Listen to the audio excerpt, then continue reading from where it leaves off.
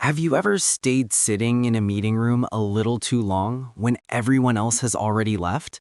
The lights still buzzing softly above your head, the fan spinning with that dull, endless sound that makes your temples ache.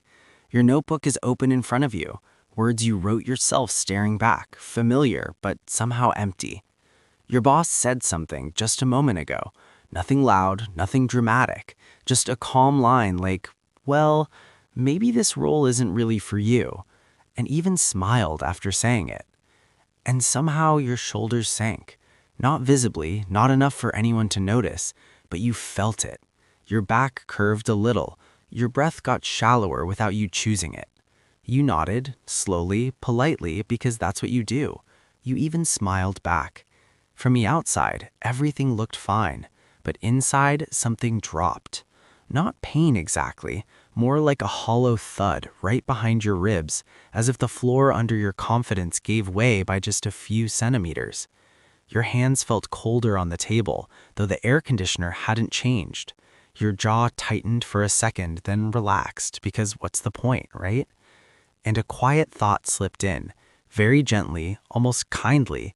Yeah, maybe I'm just not good at this. If this scene feels a little too familiar, you're not weak, you're not overreacting, and you're definitely not broken. There's a reason this happens, even if no one ever explained it to you properly. Because this moment didn't come out of nowhere. It's usually the last note in a long, repetitive song. At first, you probably tried. You explained yourself, you defended your ideas. You stayed late, worked harder, told yourself next time will be different. But somehow the ending never changed. When things went well, it was luck. When they didn't, it was you, over and over again. So one day, without making a conscious decision, you stopped pushing back. Not because you suddenly agreed, but because you were tired. Tired of that tight feeling in your chest after every conversation. Tired of hoping this time your effort would finally matter. This feeling creeps in quietly. It doesn't explode like anger or collapse like grief. It's more like fog. At first, you can still see your way forward, so you keep walking. Then things get blurrier and you slow down. Eventually, you stop altogether and tell yourself, why bother? It won't change anything anyway. That's the beginning of learned helplessness, even if you've never heard the term. It doesn't make you dramatic, it makes you quiet. It teaches you to accept, to lower your expectations, to step back before anyone even pushes you away. And it doesn't live only at work. You might feel it at the dinner table when you open your mouth to say something and your parent sighs, just slightly, and you swallow your words instead. Or in a relationship where you've learned to apologize first, even when something inside you still feels wrong. Over time, you stop asking, do I deserve better? And start asking, is it even worth saying anything? So if you're here, feeling like your will has faded without you noticing the exact moment it happened, hear this gently. You are not lazy, not incapable, not naturally powerless. You adapted. You learned to survive in a place where trying felt useless. In the next part, I want to show you how this happens using a simple, everyday image, because your will didn't disappear on its own. It was worn down, slowly, logically, one small moment at a time. Think of it like this. Imagine a light switch in a hallway. At first, every time you walk past, you reach out and flip it, expecting the light to turn on. Sometimes it does. Sometimes it flickers. Sometimes nothing happens at all.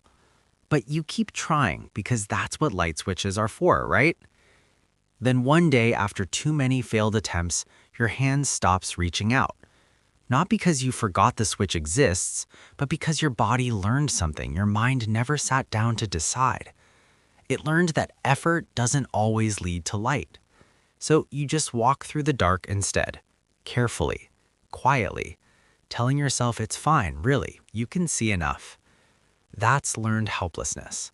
Not a belief you choose, but a habit your nervous system picks up along the way. In relationships, it sounds like this. You bring up a concern, calmly at first. It turns into an argument. You're told you're too sensitive or that you're making a big deal out of nothing. Next time, you soften your words. The time after that, you joke about it instead. And eventually, you say nothing at all. Not because the issue disappeared, but because your chest remembers how heavy it felt last time you tried. Your throat tightens before you even open your mouth. Your stomach sinks just a little when you sense conflict coming, and without thinking, you retreat.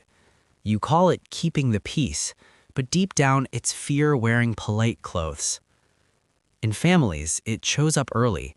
A child learns that speaking up leads to tension, silence, or disappointment, so they learn to read the room instead. They become easy. They don't ask for much. They don't cause trouble. Everyone praises them for it. No one notices the small cost paid inside, the quiet belief forming, what I want doesn't really matter. At work, the pattern hardens. You suggest an idea and it's ignored. Someone else repeats it later and gets praised. You correct a mistake and get blamed anyway. After a while, your body learns faster than your brain. Your shoulders tense before meetings. Your energy drops before you even start. You stop volunteering, stop dreaming, stop imagining change. Not because you're incapable, but because experience taught you not to hope. And here's the part that stings a little. The system doesn't need to shout at you anymore. No one has to threaten you. All it takes is a raised eyebrow, a pause, a familiar tone, and you adjust yourself automatically. You shrink your expectations. You lower your voice. You convince yourself you're choosing this. But you're not weak for that. You're human. This is what humans do when they feel trapped long enough. The mind stops fighting not because it agrees, but because it's exhausted. You might be thinking, but they didn't mean to hurt me, or they had their reasons, or I should be stronger than this. And sure, sometimes people don't intend harm, but intention doesn't erase impact. An accident is a moment. A pattern is a decision, whether spoken or not. Here's the quiet truth I want you to sit with for a second. The moment you stop trying isn't peace, it's surrender dressed up as maturity. And the cost is your sense of agency, your belief that your actions can shape your life. The way back doesn't start with grand gestures. It starts small, almost unimpressive. It starts with noticing. Noticing when your body gives up before your mind does, when your fingers hesitate over the keyboard, when you rehearse silence instead of words. Try this, gently. The next time you feel that familiar urge to withdraw, pause for just 2 seconds. Don't force yourself to speak. Just name the feeling inside. I'm pulling back because I expect this to fail. That's all. No drama, no confrontation. You can also begin to write things down. Not arguments, not plans, just moments. Today, I didn't speak up even though I wanted to. Over time, these small notes rebuild a connection you might have lost, the connection between effort and awareness. And when you're ready, practice safe resistance, low stakes, soft boundaries, saying, I need time to think instead of immediate agreement, saying, I see it differently without needing to win. These are tiny switches you flip, not to flood the hallway with light, but to remind yourself the switch still works.